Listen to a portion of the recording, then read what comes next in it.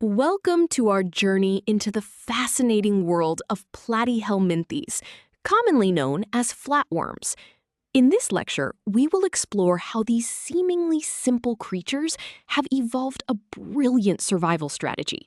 We will uncover the biological and mathematical reasons behind their unique body shape and understand why they are so crucial to both medical research and global health. Let us dive in. To begin, imagine you have a thick ball of dough and you want to bake it quickly. A thick ball will burn on the outside before the inside even gets warm. But if you flatten it into a pancake, the heat reaches everywhere instantly. This is exactly how flatworms survive. Because they lack a circulatory system with a heart or lungs, they must rely on simple diffusion to get oxygen. By being completely flat, every single cell in their body remains very close to the outside environment, allowing them to breathe directly through their skin. Now that we understand their basic survival strategy, let us look at their formal biological classification. The name Platyhelminthes comes from the Greek words for flat and worm. These creatures are bilaterally symmetrical, meaning if you draw a line down their center, the left and right sides are perfect mirror images. Furthermore, they are triploblastic. This means their bodies develop from three distinct embryonic cell layers: the outer ectoderm, the inner endoderm, and the middle mesoderm. They are actually the simplest animals in the kingdom to possess both bilateral symmetry and distinct organs.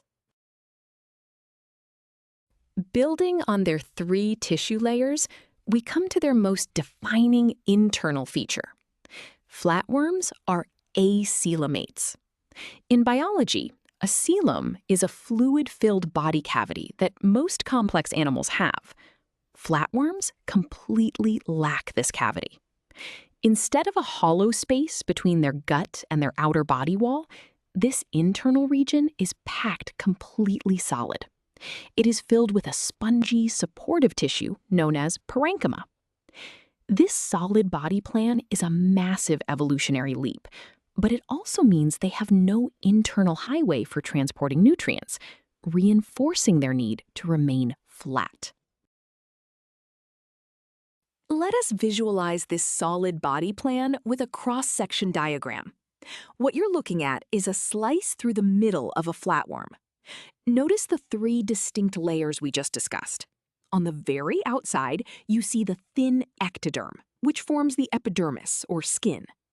Right in the center is the endoderm, forming the gut tube. But the most important part is the thick pink region in between.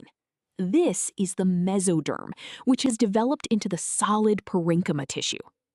As you can clearly see, there is absolutely no empty space or body cavity here, perfectly illustrating what it means to be acoelomate. Before we dive into the mathematics of their shape, it is crucial to understand why we study Platyhelminthes today. These organisms have a massive impact on our world. Many are severe parasites, like tapeworms and liver flukes, which cause debilitating diseases and billions of dollars in agricultural losses. Conversely, free-living flatworms like planaria are medical marvels. If you cut a planarian into pieces, each piece regenerates into a completely new worm. Scientists are intensely studying these stem cells, hoping to one day apply this biological superpower to heal human spinal cord injuries and regrow damaged organs. Now that we know why they matter, let us look at the mathematics of biological survival that forces them to be flat. Because they lack a circulatory system, oxygen must physically travel through their skin. This efficiency is governed by the surface area to volume ratio. The formula is R equals A divided by V. Here, R is the ratio itself.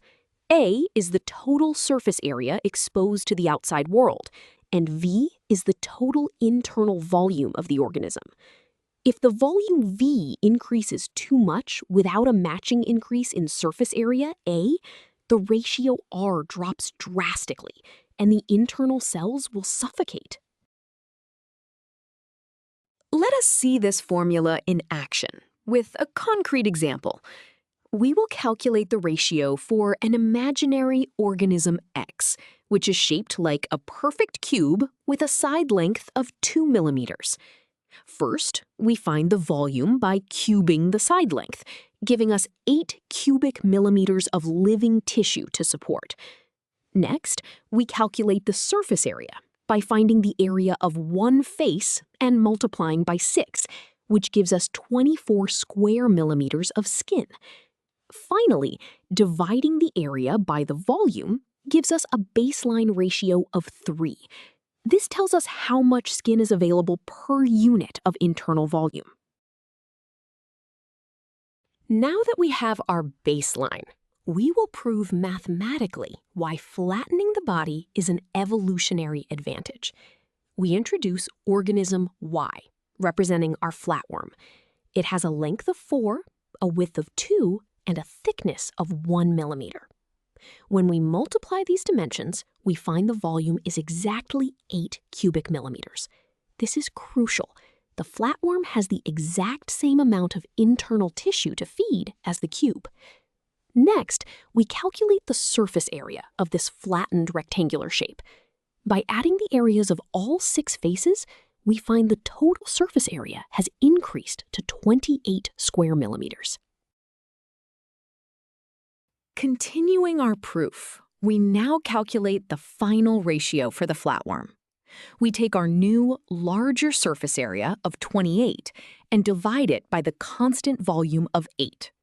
This gives us a ratio of 3.5. Comparing this to our previous result, 3.5 is significantly greater than 3. We have just proven mathematically that even though both organisms have the exact same amount of internal tissue, the flattened shape provides much more skin area for oxygen to enter. This geometric reality is exactly why acoelomate bodies must be dorsoventrally flattened to survive. This mathematical advantage leads us to another critical formula, the limits of diffusion time. We need to know exactly how long it takes for oxygen to reach the center of the flatworm's body. The simplified diffusion equation is T equals x squared divided by 2d. Here, t is the time in seconds. The variable x represents the maximum distance the oxygen must travel from the skin to the deepest cells, measured in millimeters. Finally, d is the diffusion coefficient, which is a constant representing how easily oxygen moves through tissue. Notice that time increases with the square of the distance, which is a severe physical constraint. Before we can calculate the time, let us determine the distance with a practical example. Suppose we have a flatworm with a total body thickness of 0.1 millimeters. We want to find the maximum distance the oxygen must travel.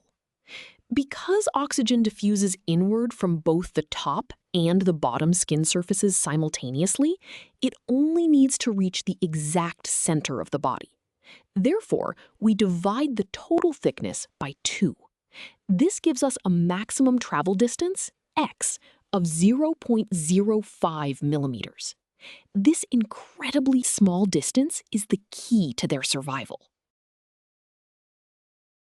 Now we will prove exactly how fast this diffusion happens and why they cannot grow thicker.